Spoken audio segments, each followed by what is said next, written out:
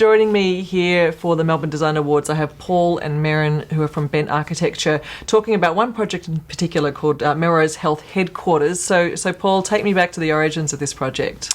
Well, our client approached us. They had a plant in Mitcham and they were looking to relocate their new headquarters to an existing warehouse and office in Mount Waverley. So we were initially asked to essentially just provide some new paint, some new carpet and some furniture. It was a pretty humble brief, to say the least. But Melrose had this, their ideology sort of talks about sort of a whole body health. They sell vitamins and creams and oils and they talk about a whole body health approach to life. So we thought that their office space, there was an opportunity to have their office space reflect that ethos, that ideology. So so we sort of started with fairly humble aspirations, but we sort of suggested that the space could do a lot more than that. Which is a big shift, which means also a change in budget, I imagine, as well. So how did you shift them to that new thinking, to say, let's try and create a space that mirrors, that reflects your ethos? How did you get them to go on that journey with you? In the first instance, it was actually their website had a whole series of quotes that was talking about this whole body health approach to life. So we basically put it back onto them and said, let's do it. And we would just put different ideas on the table. And our client, who's an incredibly open-minded client, loved the ideas and ran with them.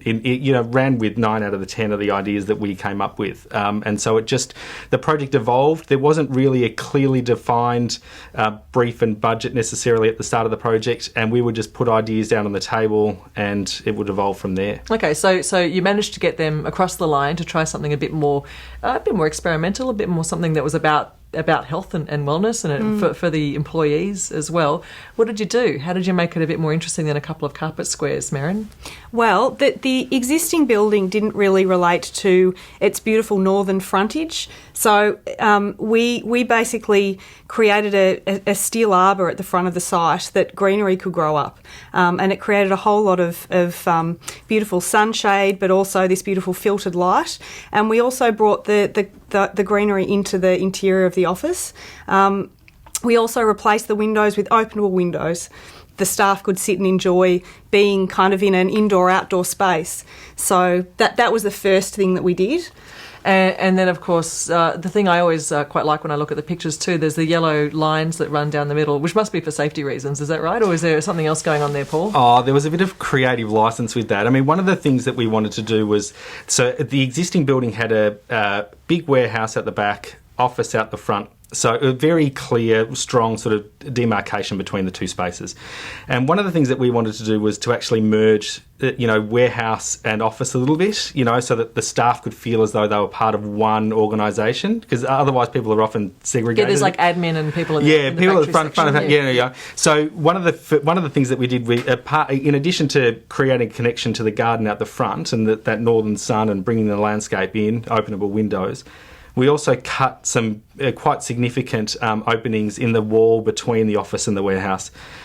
And the yellow line markings were part of that blurring of that boundary. So whereas in the warehouse they're clearly there for safety and defining space, we took some creative license within the office itself. So we exposed the concrete floor of the office and just had some fun with those line markings.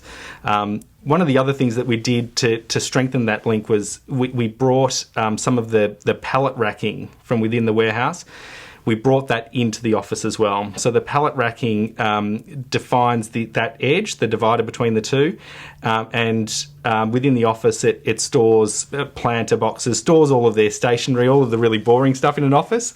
But in a very attractive way. Well, in a very, very attractive way, I think. Yes. It has, and all of their products are displayed as well within that racking. So do you know how that then translates into how their business runs? I mean, obviously these are products that go out into market and are stored elsewhere, but when you visibly change the look and the feel of a workplace and also how a staff member feels within that, how does that then translate to how the business itself is operated? Do you have much sense about that? It's sort of an evolving thing, something that we're going to have to sort of monitor over time. There's certainly the sense of openness and connection with one another.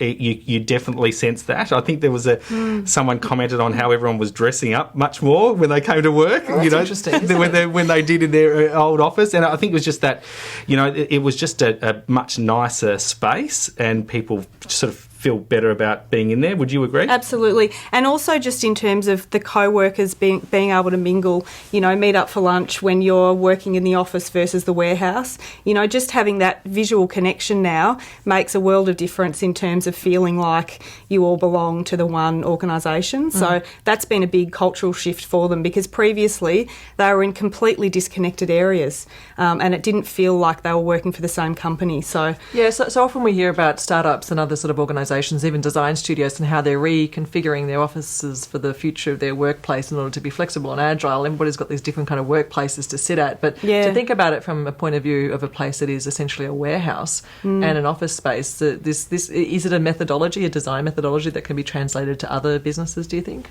Absolutely, and certainly to this type of building, because you see them littered all over the outer suburbs, these warehouses with adjoining offices, and often they're not actually designed with any kind of thought for their relationship to where the sun is and the natural environment, and also each other.